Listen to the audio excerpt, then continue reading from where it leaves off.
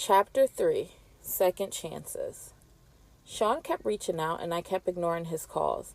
Eventually, in a few weeks, we ran into each other at an event.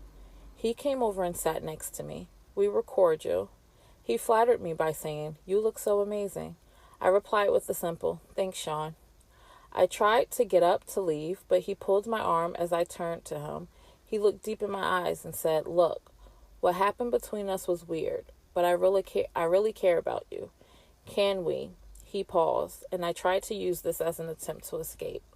I pulled my hand back and said, "Sorry, Sean, I have to go." "Please, I think I'm falling in love with you. Can we talk?" My breath was taken away. Did he say he loved me? It was so fast. I wasn't aware of this as his manipulation tactic. Not yet. God, I was so young, so naive. He continued, "Let's just have dinner," and I fell for it. 2 days later, we were out for drinks at a lounge in Lower Manhattan. The place was so nice. Sean was really up and coming and pulling out all the stops to impress me. He pulled the chair out for me to sit. Back then, he was always a gentleman. He smiled and he said, "Look," as he sat across from me. I hated it, and I never want to do it again. Give me another chance. Over coffee the next morning, I decided to give him another chance. For the next year and a half, things seemed pretty normal. It was fun. Things were going great, and we were living the dream that I dreamt throughout my youth. Sean and Clive were working on Bad Boy, and he had his big first couple of artists. He picked up Craig Mack, then some rapper from the West Coast called Notorious B1 to help Chris develop. He was collaborating with the biggest names in hip-hop to make it happen. Things could not be more amazing. Then he asked me to do it again. It was insane. Sean said, "Baby, I can't stop thinking about it." "What the hell are you talking about?" I responded. Sean continued, "I just can't stop thinking about that night. It was amazing. Can you screw me one more time, please?" I became infuriated.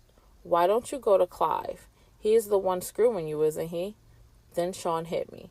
This was the first time, but he slapped me hard. Before I could form words, he began to beg. I'm sorry." Holding my cheek where he hit me, I turned and ran off. That should have been it, but I guess I'm a glutton for punishment. He sent flowers and a bunch of expensive gifts. Then we bumped into each other at another industry event. He sat down next to me. This was deja vu. Sean started, "Imagine running into you here." "Get the fuck away from me," I forced out.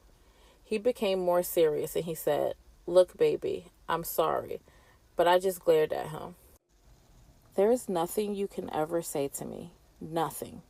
After an awkward silence, he finished, "You know I love you. I love your son.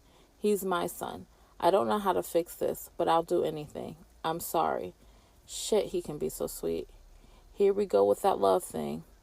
This time, I'm not falling in. He was great with Quincy, and to be honest, despite everything, I missed him.